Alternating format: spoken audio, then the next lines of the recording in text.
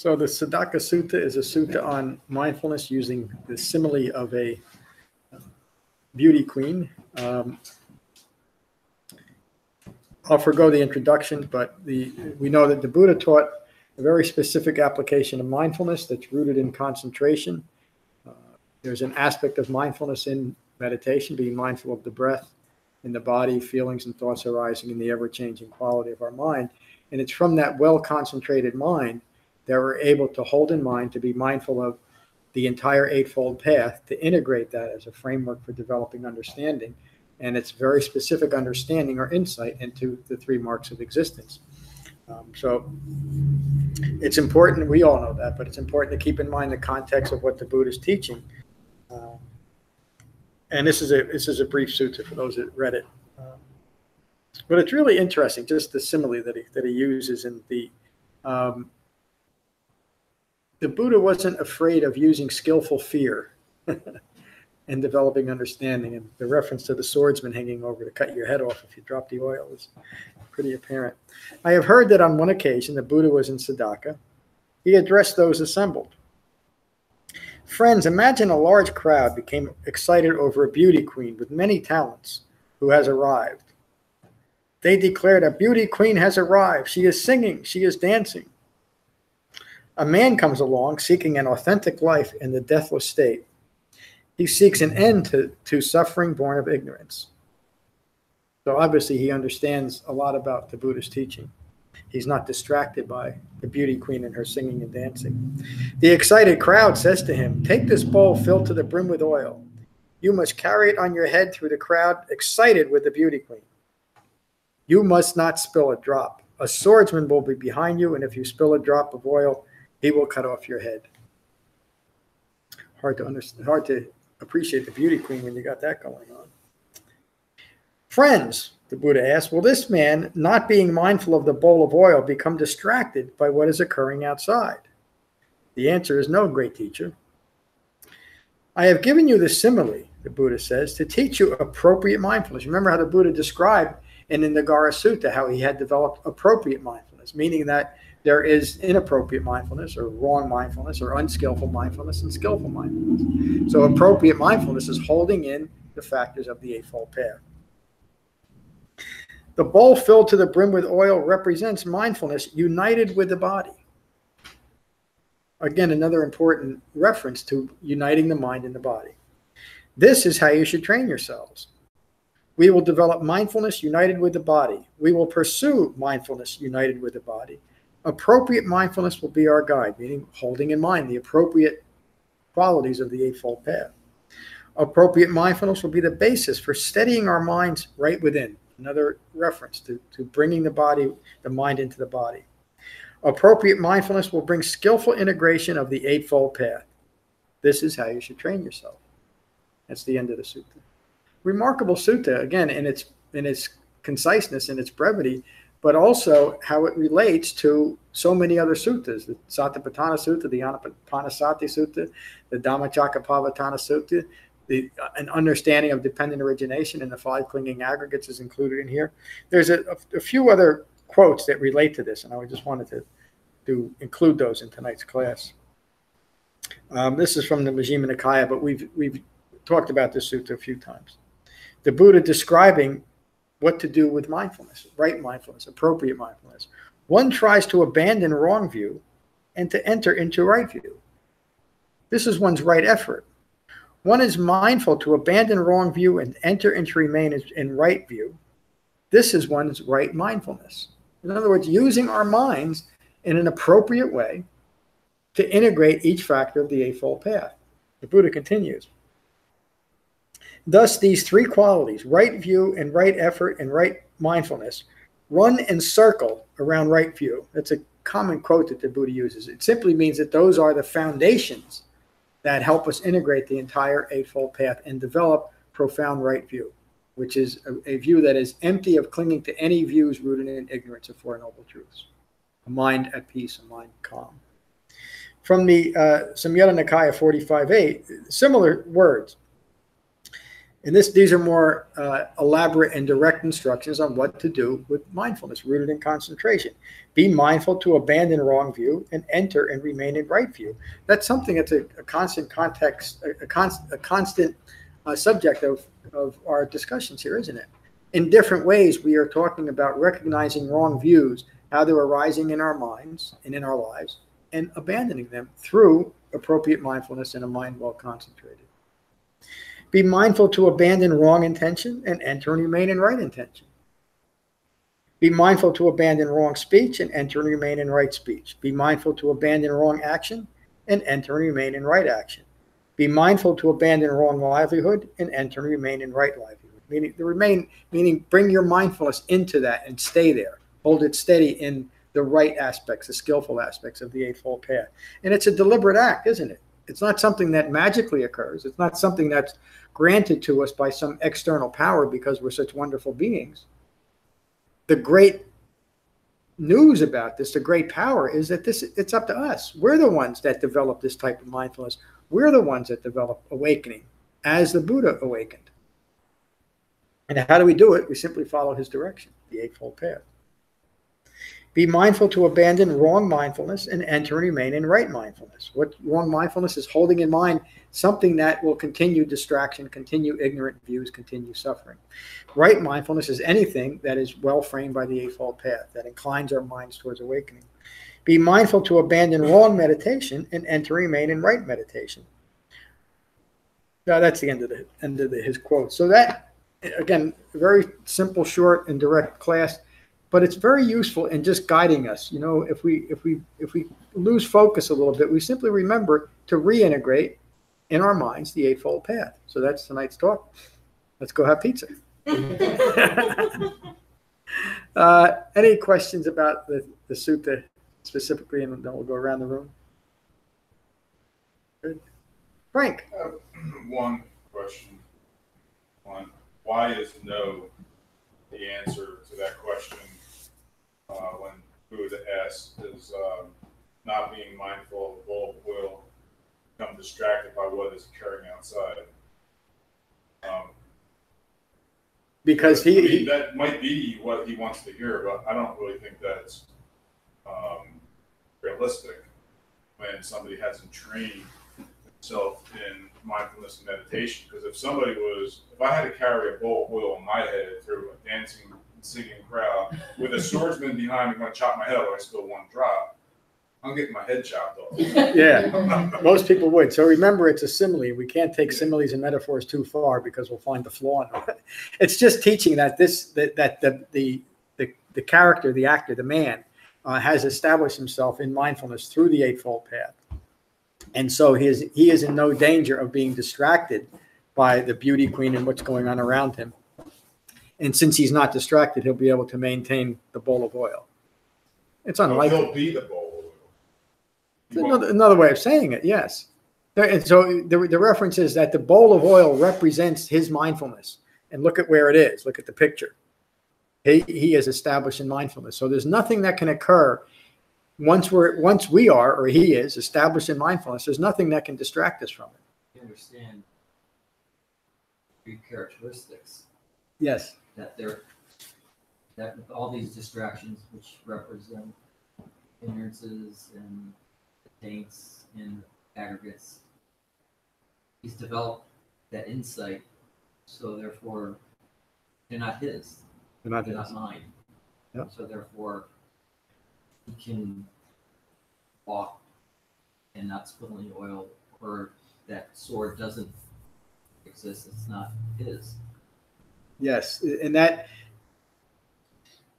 that's the proper interpretation of the simile and what it means to be mindful, no matter what's occurring. When we have established, and again, the reference to the Eightfold Path, when we have established appropriate mindfulness within us, and again, the Buddha refers 4 or 5 times to right within. When we establish appropriate mindfulness within us, no matter what's occurring outside of us, we won't spill a drop. Now, is that truth there in your polluted mind? Is something that you mean? Is it something? Is that truth within you to discover? Yeah. Or does it have to be developed? It's really the latter, because that it gets pretty tricky. There's nothing that's permanently established in us, but through the Eightfold Path, we develop the qualities to maintain mindfulness in our life as life occurs.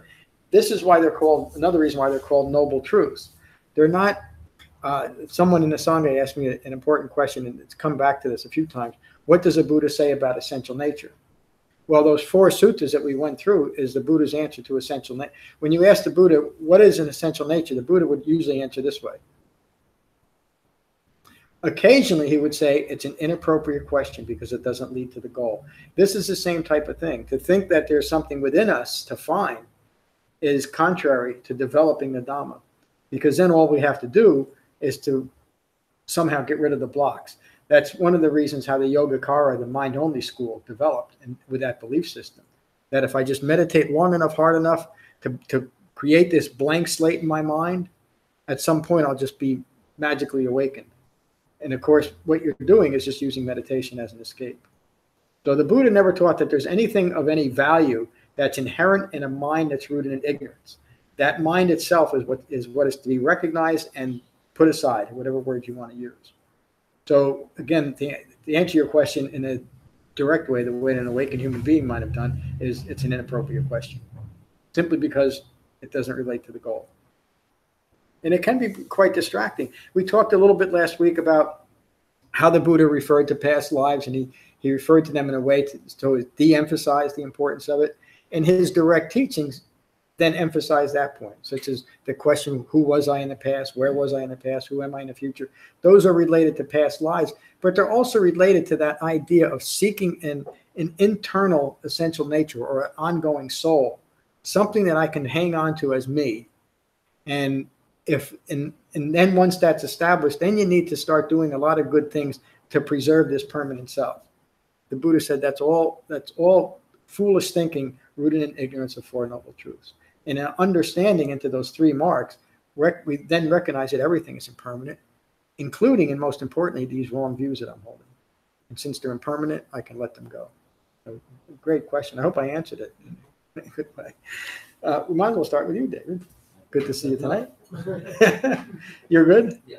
Thank you. That's a great question. Lorna, how are you tonight? Good. I think I'll be, along with Frank, that, I'm going to make it across the room with a sword on the back of my head trying to balance a bowl of oil. I don't think I would do that at all.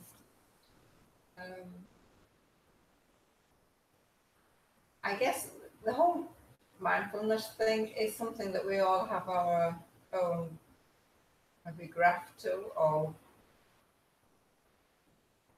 chart or something, that with nothing to compare it to. It's just your own private mindfulness, and how mindful is mindfulness, So I think the point of the sutta really is to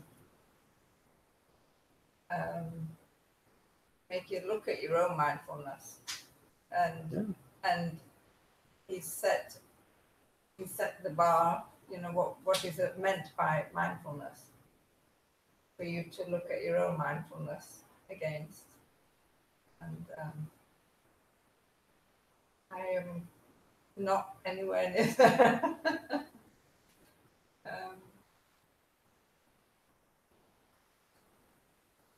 That's all I have to say. Thank you. Thank you. You're further along than you realize, and will admit to. The qualifier to mindfulness, the appropriate mindfulness, is what's important. Appropriate mindfulness is framed by the Eightfold Path and brings insight into the 3 marks of existence. That's the essential nature of the Buddha's Dhamma. So, and again, the teaching in a general sense is to recognize that there is appropriate mindfulness within the Dhamma, and then we refine it through the Eightfold Path. Thank you. Ron, good to see you tonight. Good to be here again. Well, at the moment, my body is teaching me mindfulness about how to sit. And it's actually a training in mindfulness. I need to be aware constantly how I hold my body.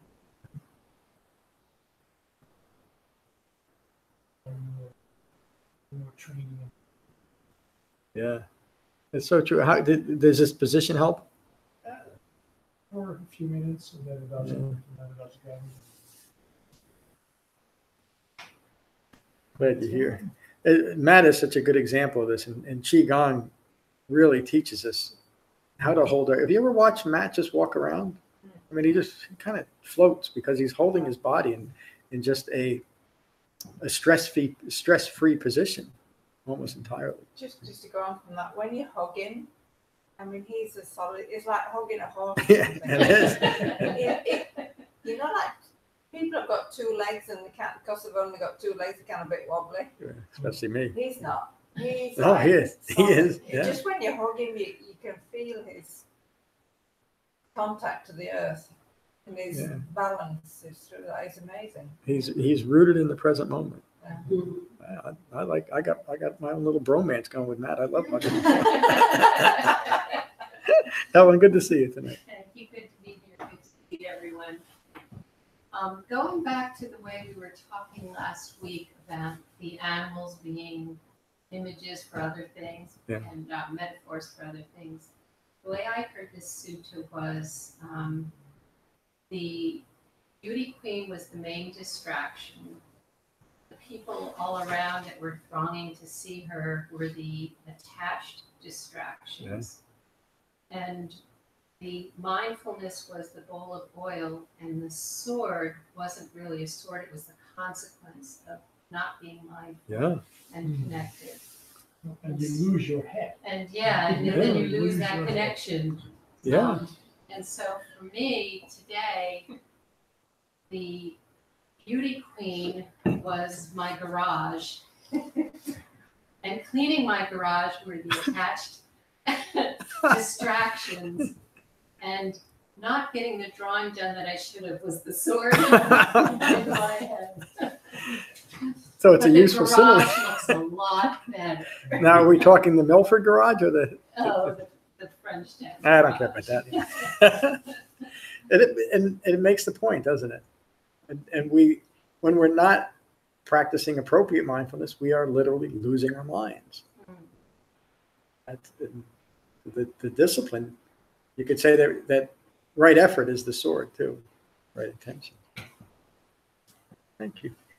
Great house too. We talked to Matt on the way back, so we think it's a great idea to have a one-day retreat. Why don't you tell me some dates towards the end of July or the first week of August, whatever that is, that might work for you. We'll set it up. Thank you. Liz, good to see you tonight. Good to see you. Good to be here. Good sutta. I imagine it's the moment that you're standing with other people that might be arguing or emotional and just not buying into it. Yeah. Being able to, so that's, being out in the phenomenal world and having those activities taking place around you and just finding a way to kind of resist entanglement and engagement. That's it. No matter what's occurring. Whale's always laughing at the edge of the bowl. Yeah. Thank you. Thank you. That was a great insight into that metaphor. Mary, good to see you tonight. Good to be here. I imagine that it was like playing a basketball game in a very large stadium with a lot of noise, but having proper excellence and balance You are the warriors. to do your craft. Yes. Very proud of the warriors. But I thought the metaphor was very helpful to me. It made a lot of sense in anchoring the mind and the body. You have to be in your body to balance that. Was it hot oil or am I just adding to the story? I think it was just oil. I don't think it was hot. Lava? I don't know. But you would really have to be in your body Yes. to do that. And really using the sports metaphor, anyone that has to do something a certain way and night after night or whatever the practice has to be within your body and yoga. So I thought it was a good example. Now, one question I had kind of relates to something David asked.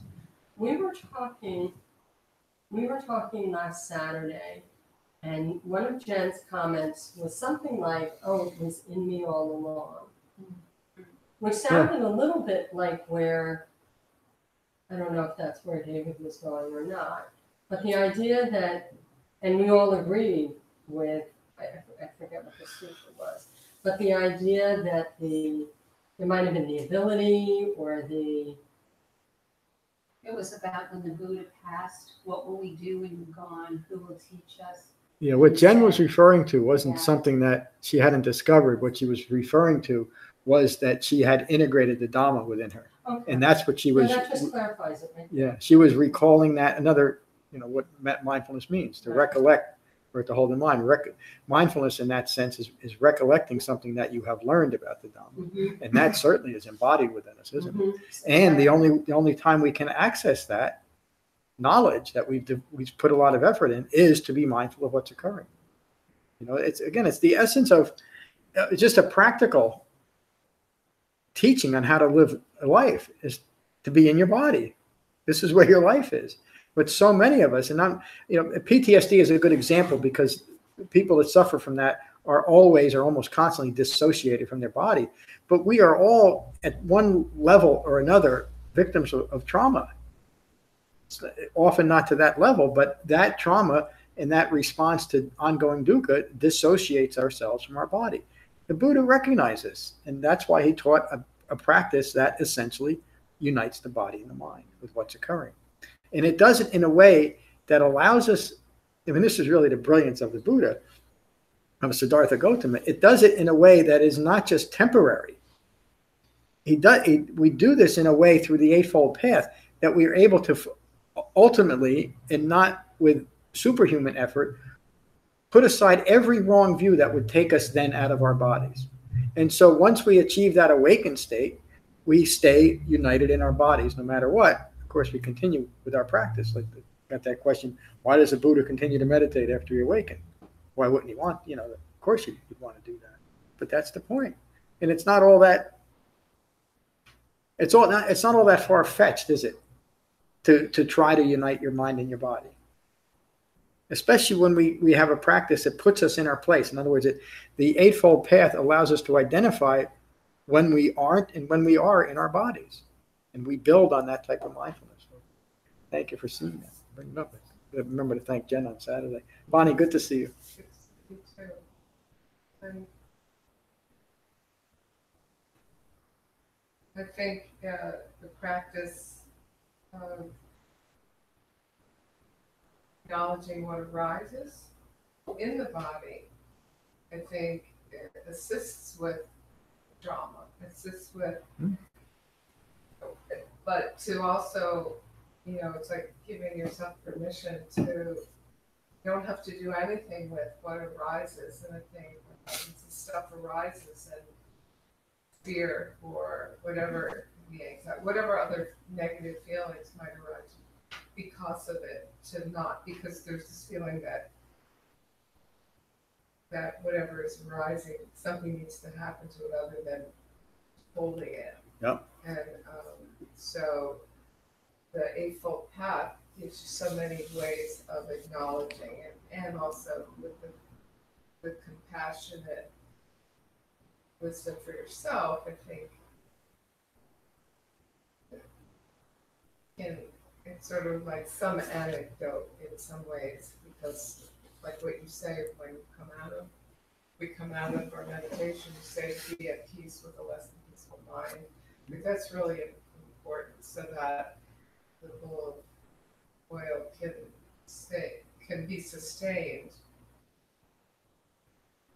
And I think it is practice. I think it takes a lot of practice, and that if we want to feel something different, we have to behave different, and this is a way to behave differently in some way, right? Does that That's what the Eightfold Path is. Is a direct path to behaving differently. So and sometimes the emotions get a little out of whack, and then but the cognitive stuff helps to regulate, I think, the stuff. So it's really important for me to also keep this in mind. Thank you. Mindfulness, maybe Well, what you're describing is a restore. It's restorative in that way, isn't it? And it again, it directly gets to the problem of, I don't want to overuse the word or make it too strong, but it gets to the heart of trauma if we see generalized trauma as unfolding dukkha, an experience of life rooted in wrong views. In that simple act of meditation that we find we're caught up in our thoughts, and it might be a feeling that has us distracted, and we come back to our breath, and even if it's just for a moment, we have interrupted that ongoing process that keeps recreating the trauma in our minds or the suffering in our minds. And it might return, but the practice has us coming back again and again, being gentle with ourselves, and eventually we'll see that these things that we've been holding in our minds that have been driving our life are like foam on the ocean. There's nothing there. It's just a thought. No matter how powerful the thought might be, especially what was initiating it, nobody gets through life unscathed. We just don't. Some of us have worse traumas than others or worse experiences, but everyone has things like that unless we have a way to recognize them and simply let them go, they're stuck. And we had a great talk on this on the radio today.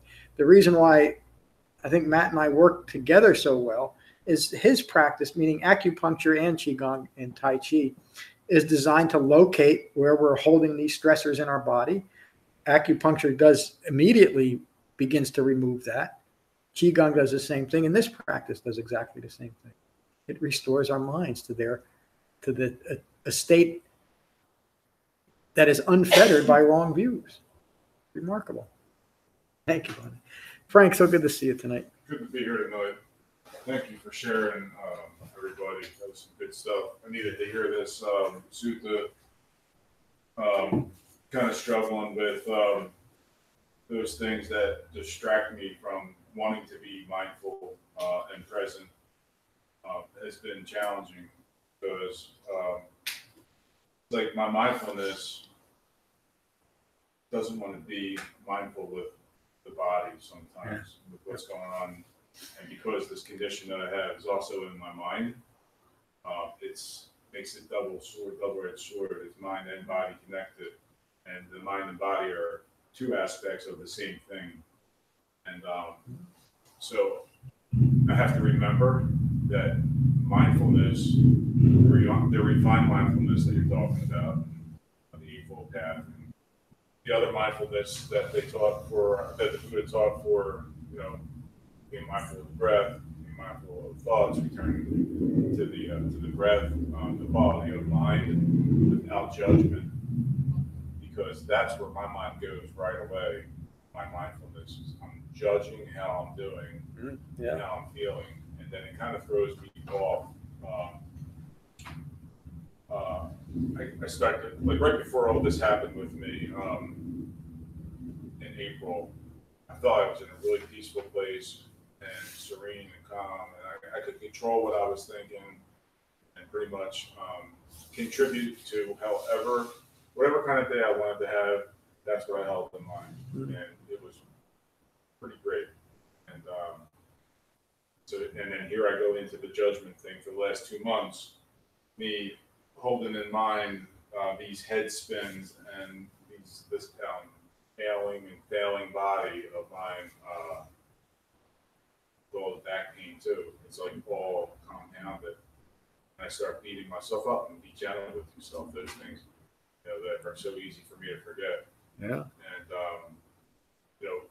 a couple of the treatments for what I'm going through was recommended. Take up a meditation practice Qigong. Why don't you try some acupuncture? Like all these things from the very traditional world of medicine. And that kind of threw me off a little bit, that they were suggesting that I do these things.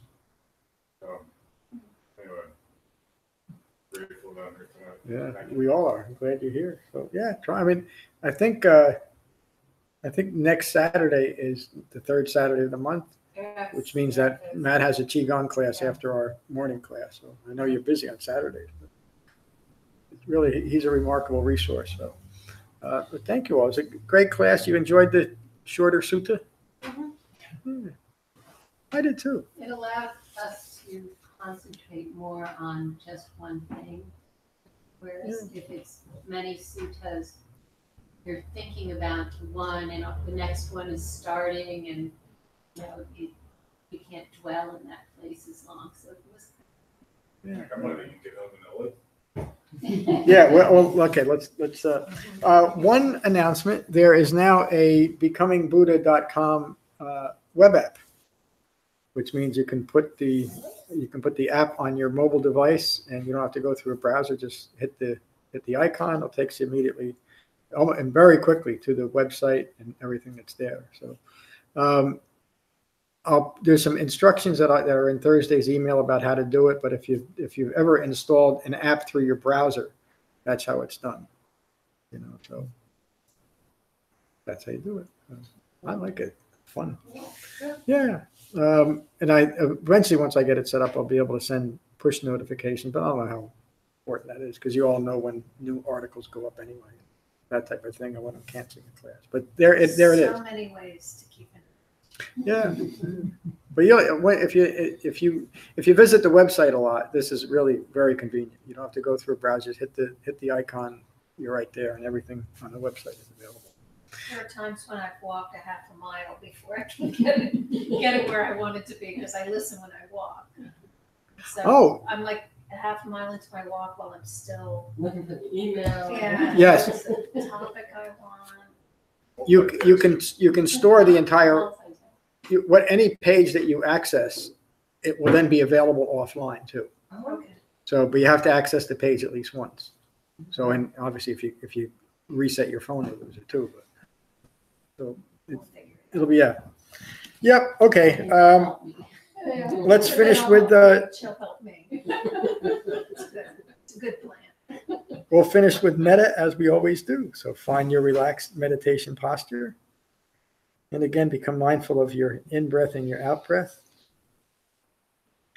And these are the Buddha's words on metta from the Karaniya Metta Sutta.